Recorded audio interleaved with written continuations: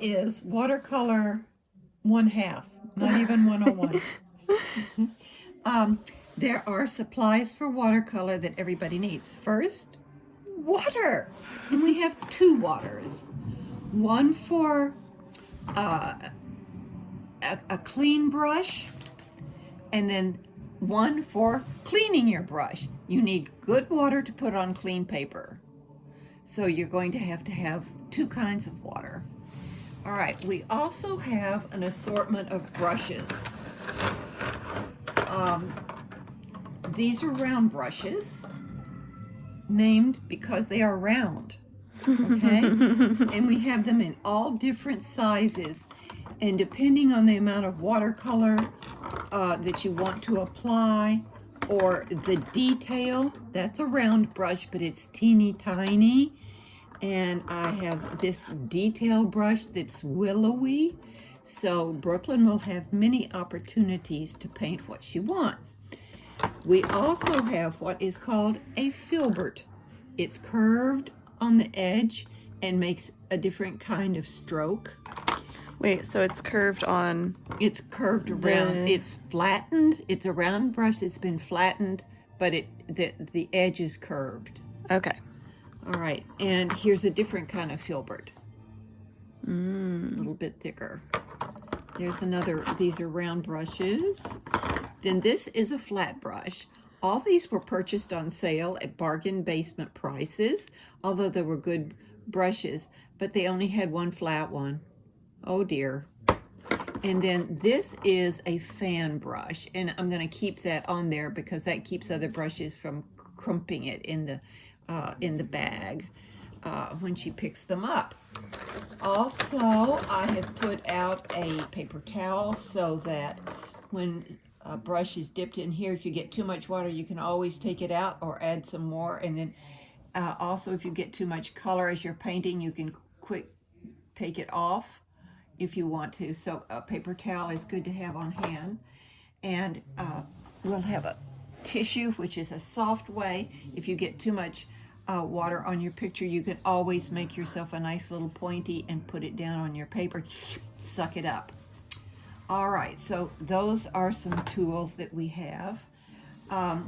These are different kinds of palettes. These are actually my palettes. They are not Brooklyn's, but she can borrow them. And it really helps to have one with 12 little holes in it or more. And so that's why I have this extra one, because you have, I like to do rainbow colors: red, orange, yellow, green, blue, and then green, or green and blue, pardon me. So I like it, but I like to have the in-between colors because there are in-between yellows. For instance, this yellow ochre is a muted ochre, and it's yellow, and it's really nice for making shadows and things. So we will want to have different shades. There are two kinds of green: a yellow green and a green green. And and we can also mix these, but we need the basic primary colors, and it helps to have the secondary colors. So I thought watercolors were like hard little circular things that you get wet with water. What are these squishies? This is wet watercolor. And what we'll do is squeeze a little bit, just a dab in each of the little sections. This is the box that Kendall has been using. It's a little bit different. And this is a nice travel one because it's small and you can take it with you. Well, it used to be nice. All right. Can you see all of these little pieces? Mm-hmm. This is a sponge, could be wet, and that way you can pick up a little extra water or take off water while you're out on the outside painting or something like that. These big spaces are, you can figure out, made for mixing. And this was made with yellow and the yellow ochre, so that you can get different colors. And these have been greens, and we've been combining blue with it. And she can come back and use these next week. Just put a little water on there, and that's just like the little hard colors that you have. But anyway, So then she could squeeze the wet watercolor into one of these that's containers. what she did. Okay. So she has a bag of colors. The book that we're going to be using requires a lot of colors. And so those over there are her colors. That's what we're using for the picture that she has. Plus, we got these others. I mean, Wow. we have to have a lot of colors. Muted colors, blacks, purples, reds, and everything. So those are the colors. And those are her brushes. And then these are my watercolors, and Brooklyn's going to play with these today. Now, will you hand me those papers over there? Does it matter? Or Yes, they're different. both of them? There are two primary kinds of watercolor papers. If you notice, this says cold press. And these papers are in a block. Can you see? These do not flip. Okay. Once they're painted, this dissolves and you can peel one off. But this holds the paper so it doesn't ripple a lot. If you don't have that, then you need to put masking tape down and mask it down to something hard so it doesn't ripple. This is called hot press. Hot press. Oh, that doesn't look like a hot press.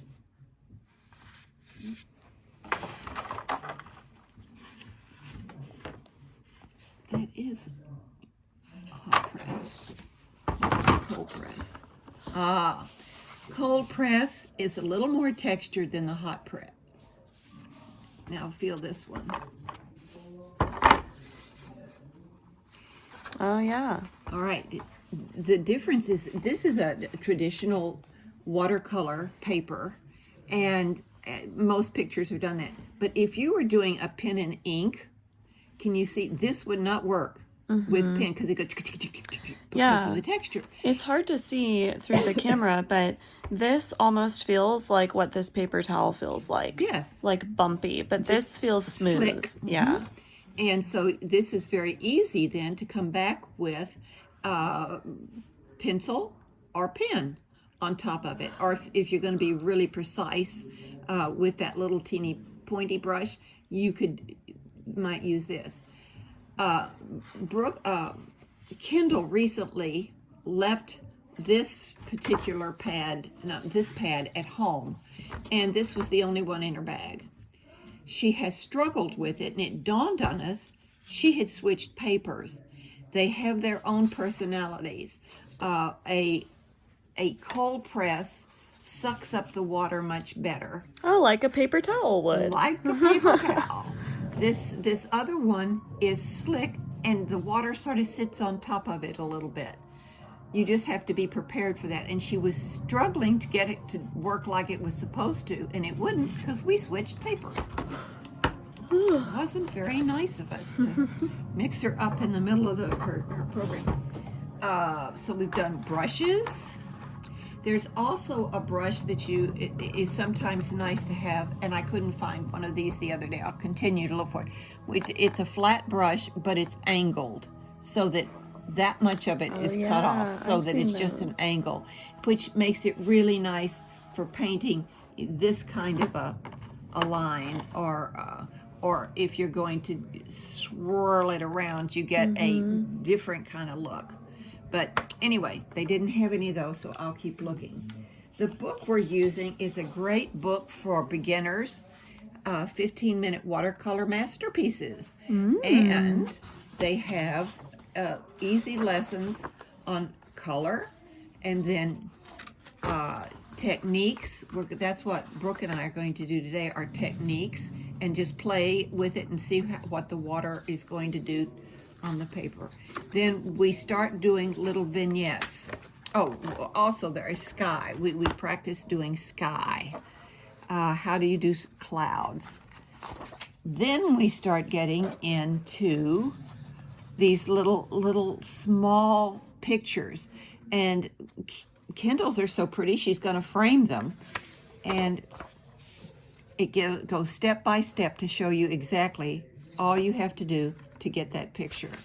And she presently is working on this one that it's going to be spring meadow kind of picture.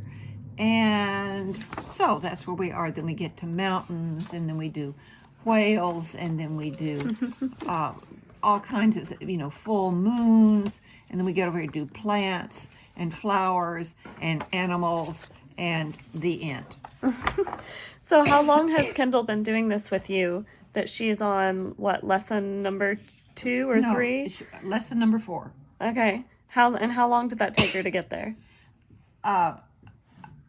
Well, we've had to, she is very meticulous, and it's not just in an hour. She will spend sometimes 8 hours to get one of these little, I'll show you where she is now. This is where she is. You can see the difference in these 2 trees. Can you see how she's come back and put shadows on the tree? That's what we're going to do with this next. And then she will start putting trunks in, and maybe some other grass along the way, and come back and brighten up this glass. But you see, she's put in a very pale sky up there with some soft cloud going by, and that's what we're doing. Okay, so isn't it lovely? Yeah. Yes. And how long do you and Kendall go for at a time? Like an hour and a half? Well, the first one I think was 2 hours, and then after that they've been anywhere from 2 hours, or if she has 4 hours or whatever. But this will be the 3rd time we've been on this particular painting, so we must have put it, by the time we get through, we will have had at least 10 hours. Yeah. 12 hours in it. So it takes a bit of practice.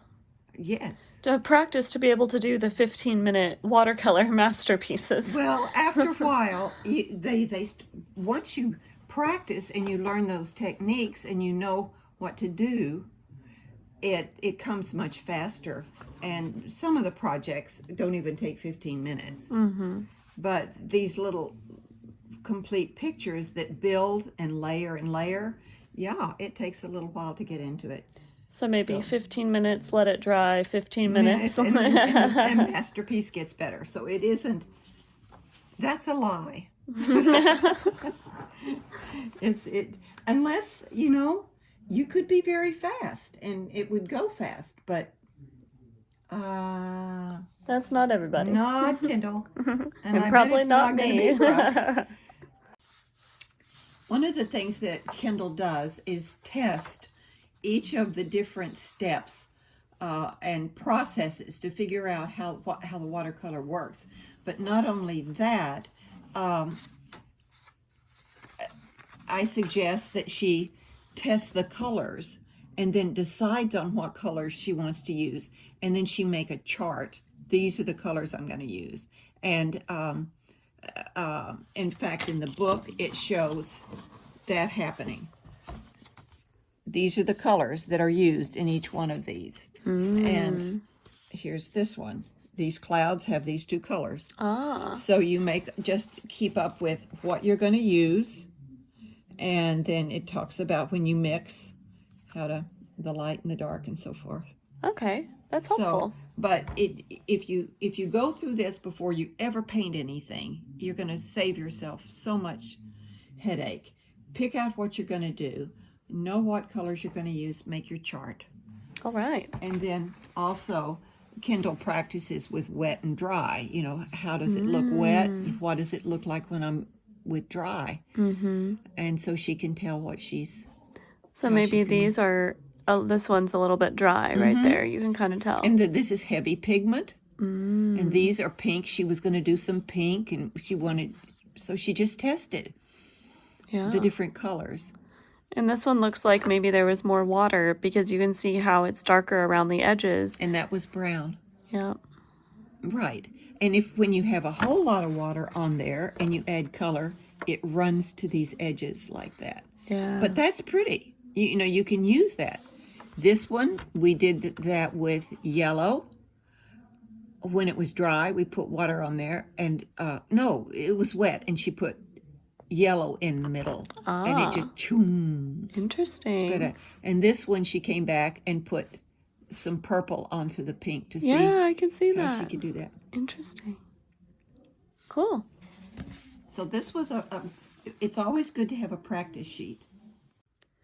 So what we just learned is that I've been using this biggest of the round brushes, and this is the clean water and this is the dirty water. And what that means is whenever you're getting your brush wet, you dip it into this water, and it doesn't get very much pigment in there. But if you need to wash out between switching colors, you wash it in the dirty water. And then if you want to take water off of your brush, you dab it here, either water or pigment. So what we did was we mixed a touch of the wet watercolor here with a tiny bit of water, and then I dipped my brush in. And at first we were using just like, what is the difference between dry versus more pigment and wetter. And then this is where we learned how to make petals, and that's done by placing the brush down like this and then lifting it up. And it's fuller at the bottom because of the round brush shape. Yeah. And then we dabbed some of the pigment off, and then we made more petals, and you can see how those I don't know how to describe that. Yeah. But it creates a different kind of a shape. Like this almost to me looks like a sunflower seed or something. And then this is where we put the brush right up and down and just smashed it onto the paper, and it just creates all of these different textures that you're going for. And then these were with the very, very tippy tip of the brush, and we held this one up and down too, right, Nani? And we just went like this and swished to the side. And yeah, that's what we've learned so far. But we're about to make strawberries. Okay. Buying brushes is not tricky. You can get good ones on sale, and these are really nice brushes, but they were only $2.69. They at the store where I go, they'll have a box full of these things, and you can pick out which ones you want. Or you can go to Hobby Lobby, and they will have a package for $10 or $15, and you get 10 or 15 brushes. But if you get the ones in the watercolor sets, the hairs will fall out of the brushes. You don't want those. So you can get too cheap, but you can also get very expensive ones. It's not uncommon to pay $20 or $30 for a really good brush.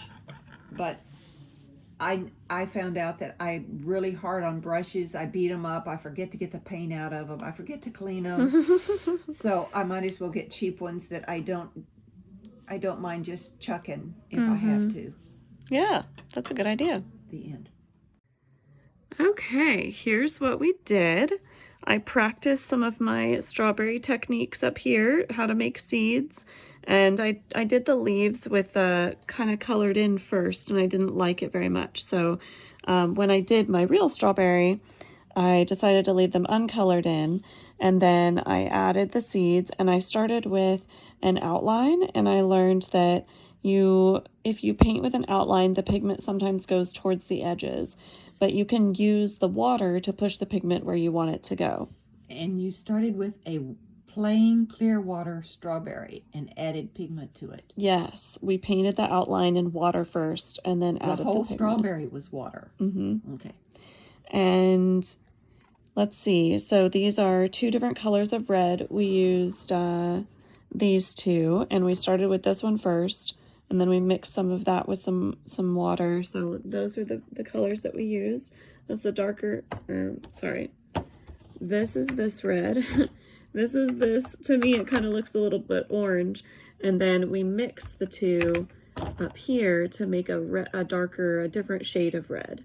And then for my leaves, I used this one, and then I mixed some brown in, because we did the seeds in brown, and then I mixed some of the brown after I did the seeds with some green, and then I did that underneath the leaves of the strawberry there, so it gives it a tiny bit more depth, and some shadow. Yeah, some shadow.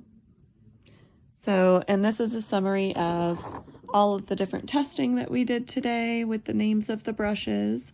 And this was the fan brush, which was crazy because it's so smooth, but when you get it wet, it turns into like little spikes, and that's how you make grass, which is what we were practicing here and here, like blowing in the wind.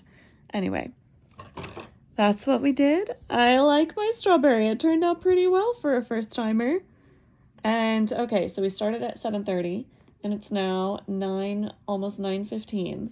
And time flies when you're painting cute little strawberries. And it seems like we've been doing this for 15 minutes. It really does. It's a lot of fun. And if the water gets like really dark and dirty, that's okay. That's for cleaning the brush.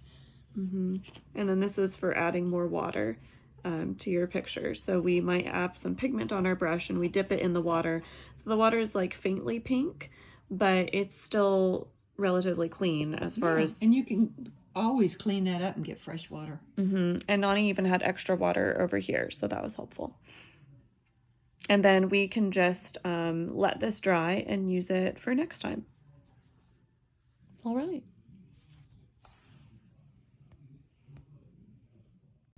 And look how this one is. We'll get into some of that later on. Nani was showing me how even just in the first lesson we've learned some of the techniques.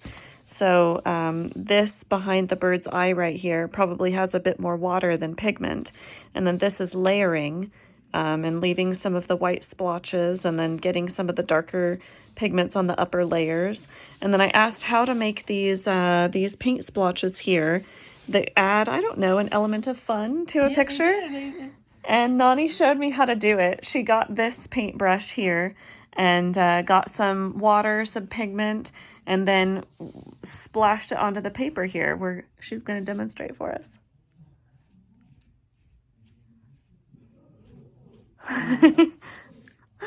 And so you do need quite a bit of water and pigment. Yeah, oh my gosh, there we go. There you go. Real life watercolors. And look at this. If you have these as stars in your sky, you can take some of these and go and get a little tail on them. And they're shooting through the sky. Oh, that's cool.